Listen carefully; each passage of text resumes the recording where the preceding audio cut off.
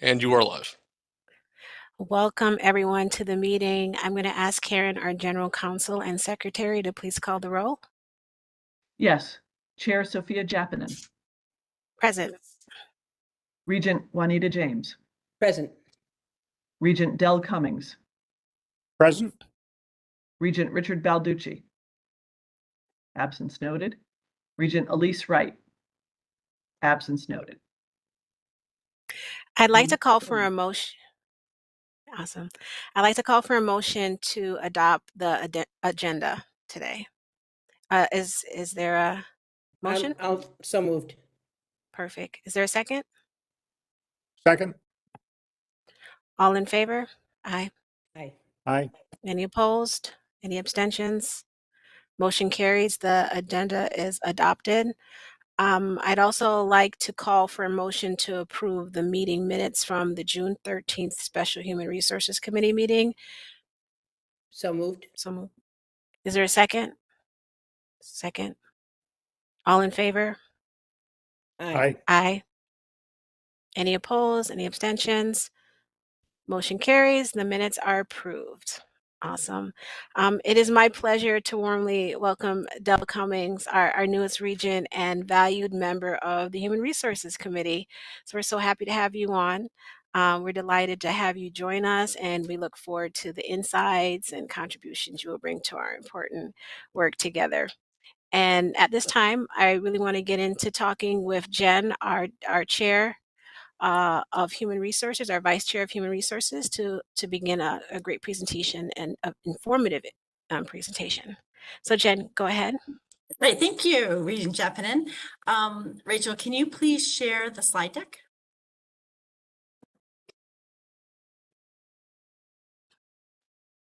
Okay, and you can go ahead and advance the next. That's just our agenda, and we'll go to the next slide. Okay, so the first thing that I wanted to provide an update on is the HR policies that are on the docket right now for review. I mostly wanted to give the committee a heads up that we will need to meet again in probably November to get the committee's review, feedback, and endorsement of the policies that I'm going to talk about. But before I actually get into this particular policy, I also wanted to suggest that we have Cameron Liston possibly join us at our next meeting. The process that he and his staff are going through to gather policies, catalog the policies, to decide what needs to be updated, what needs to be sunset, to identify policy gaps, and to talk about the continual review process, I think would be really important. In talking with Regent Japinen, I think it will kind of set the framework so that there's understanding of this incredible work that his team has been doing. This is a huge undertaking. It's very much needed, and they've done a lot of transformative change in this area. Obviously, HR policies are a big piece of this.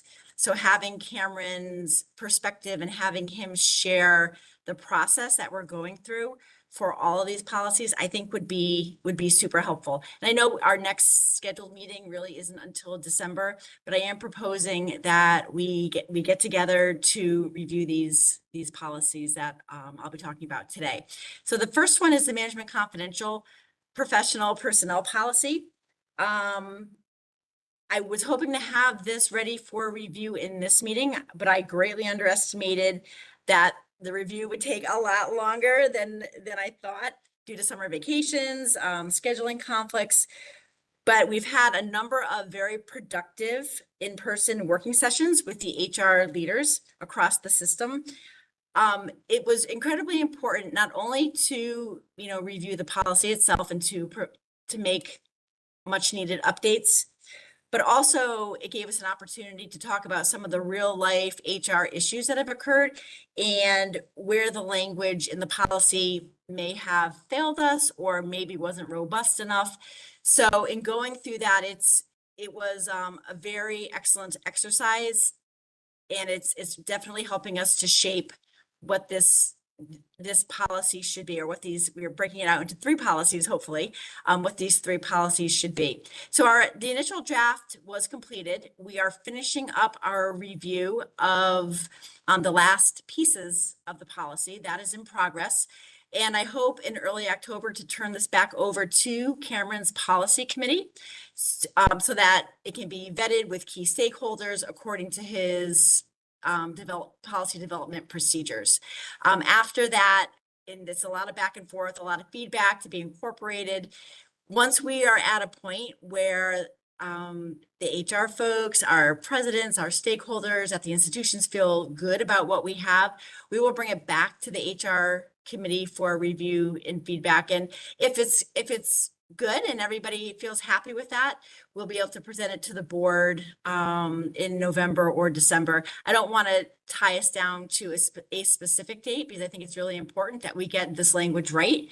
But I will make sure to, I know Regent Jappanen had shared with me some of the feedback and concerns that was presented by the HR committee when we were looking at the old policy. I want to make sure that any of those concerns that were raised are addressed or incorporated into this policy. So that's kind of where we stand with this one. Are there any questions about this policy? Jen, I know that we have been talking about particularly the management confidential policy now for more than a year. So Yes, yeah. And there's a lot of material in there.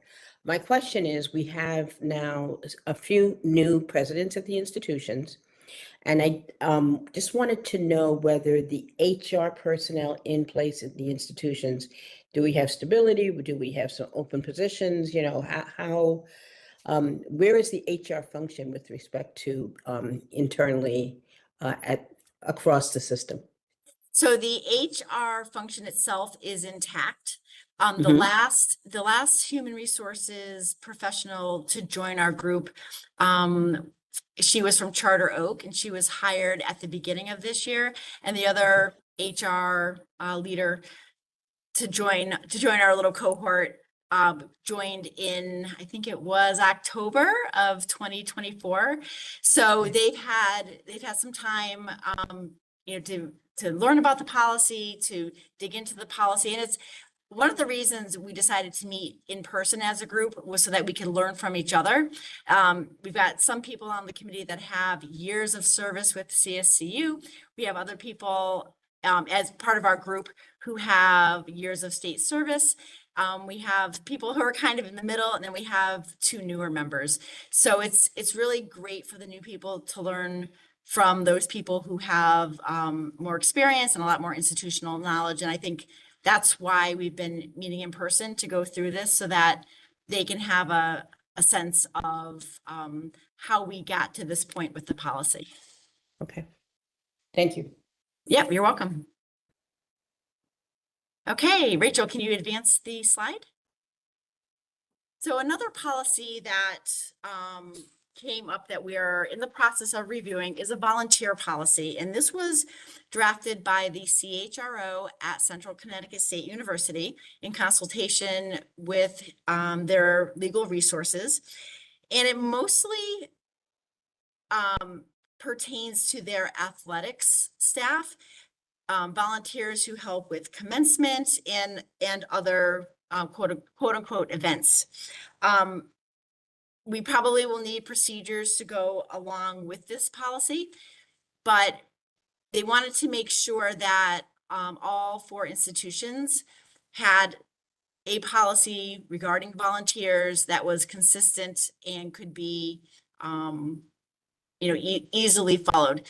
We did debate whether or not, you know, we needed this policy. I think before it was more like procedures. There probably will be a lot of feedback on this policy from the various constituents, but ultimately, hopefully by the time it gets to back to our HR committee, all of that will have been vetted out. We have gone through it. We have finalized our edits, and obviously we definitely need some procedures to go along with the volunteer policy, but we're just about at a point right now where I'm going to be handing this back over to the policy committee, kind of to raise up the chain. So again, Jennifer, when Cameron comes, perhaps it'd be good for us to spend some time, a refresher between definition of policy versus procedure. I know Yes. we've had some of those conversations in the past, Yep. but it's been a while since we have had that conversation. No, I think if we can have him come to our next gathering, our next meeting, I think he will be able to shed a lot of light on the policy vetting process and what he's done to actually pull all of these policies together. His team has done an amazing job. It's a huge undertaking, and I'm sure he can answer any questions that you may have about why he's going through this very, very detailed process, and how he can help us to disseminate the difference between a policy and a procedure, because sometimes I think what we've done here at CSU is we've confused procedures with policies and vice versa. Yes, and I think part of my question is, from a region standpoint, we should really be involved in policy, not necessarily procedure. So That's it exactly is right. as important for us to understand the differentiation as it is for the HR community and the community at large too. Yep, I totally agree, and I will make sure that we can secure some time from Cameron. Okay. Okay, Rachel, the next slide, please. Okay, this is a big deal. Public Act 25-71 was recently signed into law, and there are basically 4 policies that CSCU is required to adopt, and 2 of those 4 pertain to human resources. One is the executive residency policy, and that requires certain executive positions to maintain their primary residence in the state. We're required to adopt these policies by January 1st of 2026, but the one exception to that is the residency requirement for our chancellor, and that is effective 7/1 of 2025. And obviously we are definitely in compliance with Chancellor Maduco. So that's good. The other policy that we are required to adopt is the uniform training policy. And the training policy will apply to all employees, executives, administrators, faculty, and staff. And our policy lays out basically 3 training provisions. One is uniform training for new employees, and that'll include things like diversity training, sexual harassment training, domestic violence, Title IX, ethics, FERPA, workplace violence. And the second area for training is recurring training for existing employees, whether there's a new law or a new requirement, or it's training that is designated to be important by CSCU. And then the third piece of that is specialized training for employees based on their job responsibilities. Both of these policies, the executive residency policy and the uniform training policy, are drafted. They're currently under review, and these will eventually make their way to the HR committee. We will definitely need to meet on these and review these because they must be implemented as policies by January 1st. I believe Cameron is targeting either the November or December meeting. It just depends on how long it takes to get the review process through to the end.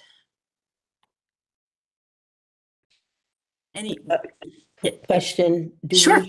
do we have as part of this, all of the changes now in terms of federal guidelines with respect to definition and language and procedure, is that being taken into account to make sure that we are actually to understand which of our policies may have to be either the language changed or along those lines? I mean, I'm just hoping that part of this is, do we know where we may be at risk in violating, the new directives that are coming down, or so I'm hoping we'll have some type of discussion about that as well.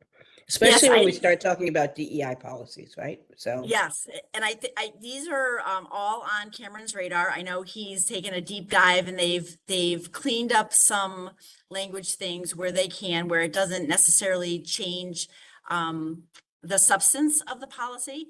So they're doing that work. But these, I will make sure to bring these questions to Cameron so that when he meets with us, he can address them directly. But I do know that these are on his radar.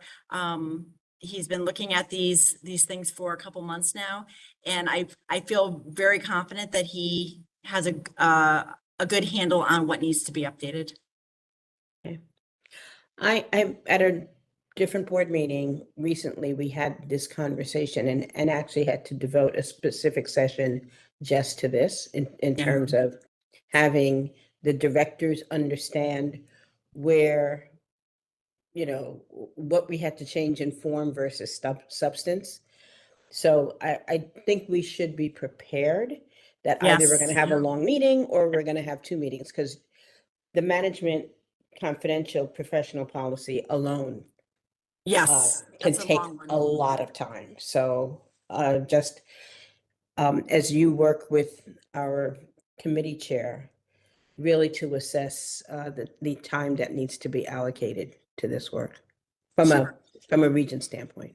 No, that's a great point. And I do agree with you that I think it's not going to be a quick and easy, okay, check mark, it's done. I think there's going to be a lot of discussion. Okay, next slide, please, Rachel. And this should be quick too. I just wanted to provide an update on the graduate assistant, graduate intern review. You may recall that a graduate intern provided a letter during the public session or public comments section of the September 2024 board meeting. We have identified members from all 4 institutions, including the graduate intern who brought forth the letter asking us to update the 2009 resolution, and another graduate intern. One is from Central, one is from Western, and Tam and I, Dr. O'Day Stevens and I are facilitating the discussion. We held an initial meeting with the group on Tuesday of this week. We are starting to gather institution-specific data and going through their processes. We wanted to make sure that we have consistency in how we treat our graduate interns and our graduate assistants across the institutions. Right now, you may recall us talking about the fact that the data is not complete. The data that we collected is not complete. It's kind of all over the board. And we're trying to bring some consistency not only to their process, but to the hours that they work, to the functions that they perform, the benefits that they receive, their tuition remission, and so forth. I know, Tam, did you want to add anything to that? Just want to let everyone know that the work on this has occurred over the course of this past year since the public comment came in. So there has been significant work that has occurred with the provost and the graduate leads across the system, but it has taken months to gather data to even get all of that information to realize that there were some issues. So just so that everybody knows that there definitely has been work over the year, but there's still a lot more to do. And I'm really happy that we have 2 reps from the graduate programs on the committee, because I think it's really important to have student voice. And they're completely engaged. The entire committee is completely engaged, which is wonderful. Regarding the student employment framework, here's another area that is taking quite a bit of time, but it's important work. So I'm happy with our progress. We have been able to inventory the student employment jobs at CT State. We are looking at the jobs and grouping them into proposed job families to start to document what type of work should these students be doing and under which job family do these positions fall. We are gathering existing documentation. Not everything can be reported out of core CT. So it's important that we talk to hiring managers and we gather appointment letters and their hiring practices and the salaries that they want to pay students in order to be able to finalize this and come up with a framework for managers. And of course, our next step is to fully engage the CSUs in this process. It would be wonderful if we could have one consistent framework that will serve all of our student employment needs, student employment and work study needs. It doesn't matter what your funding is. If you're a student, if you hold a student job, you hold a student job.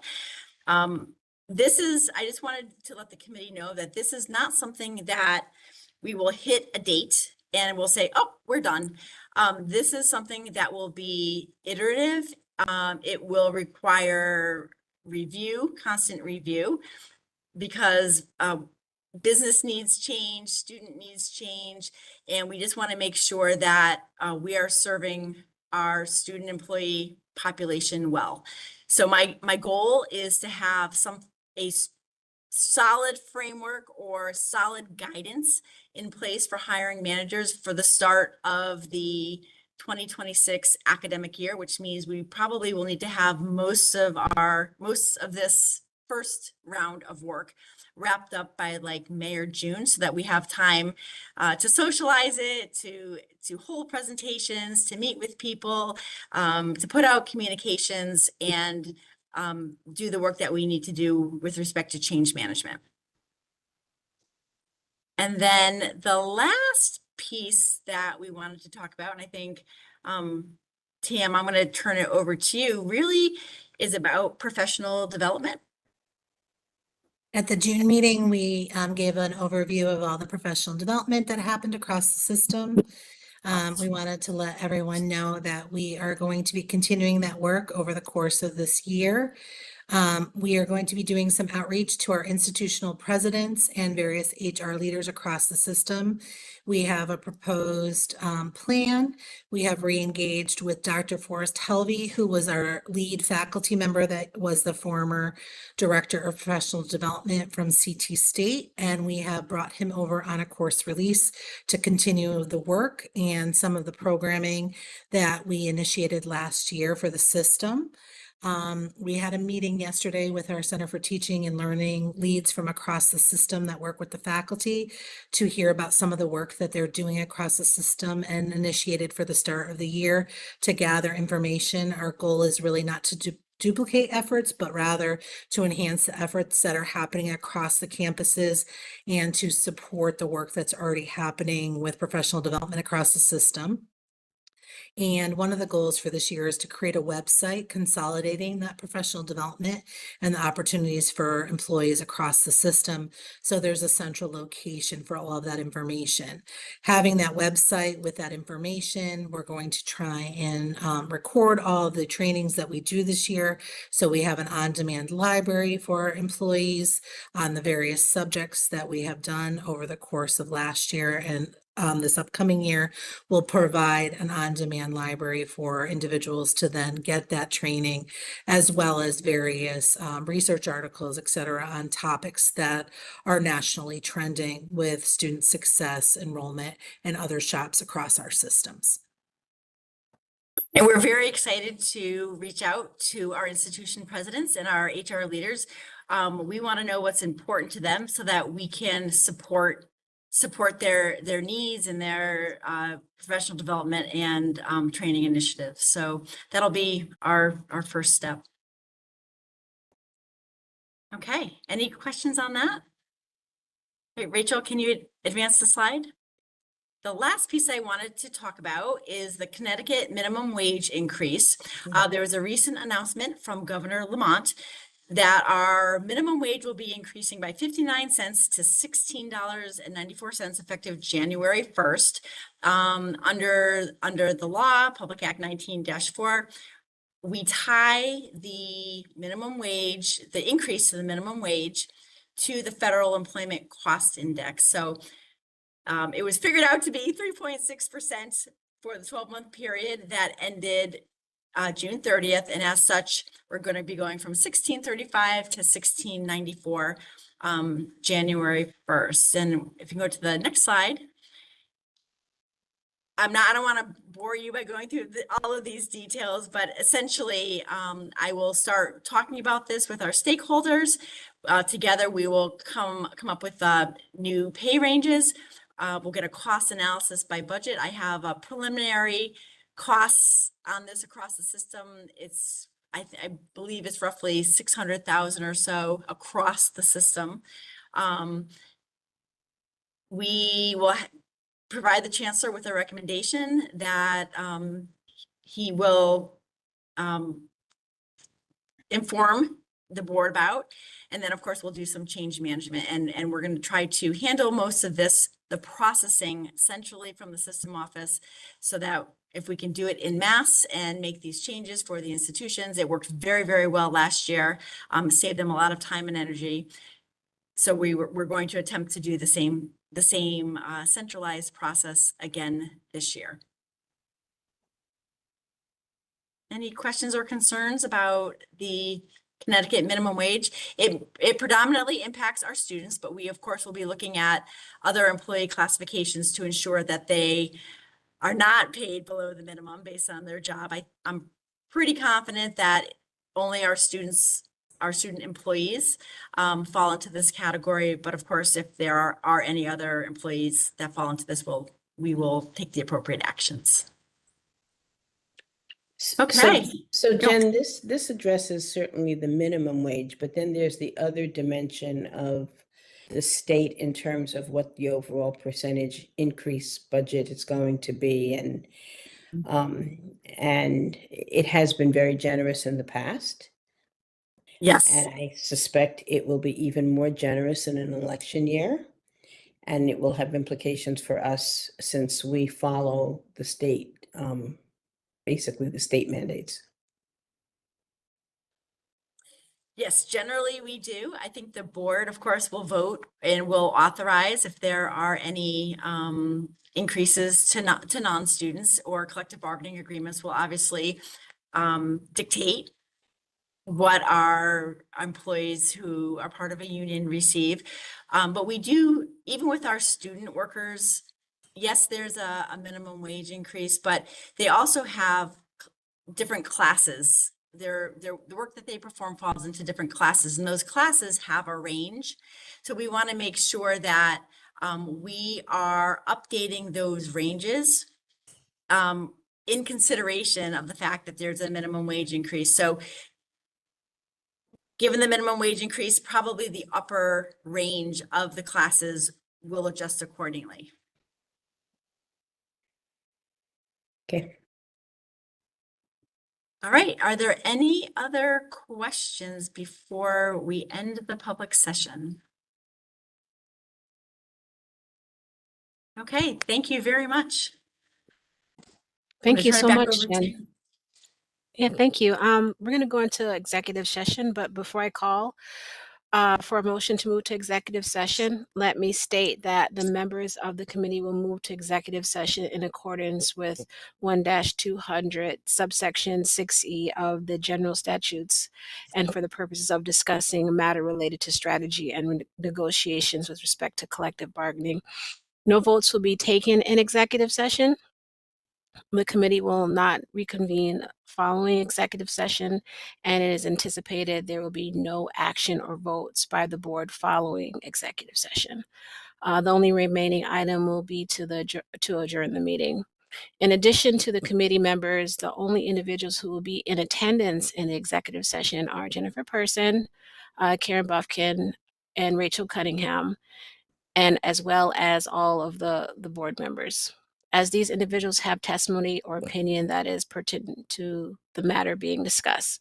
Therefore, allow me to call for a motion to move to executive session for the purpose as I have described above.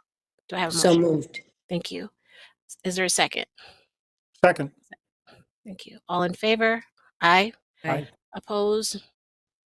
Okay, the motion carries and the live streaming has stopped. It's been paused. Okay, folks, the live stream has been paused or ended. Okay. Thank you. Yep.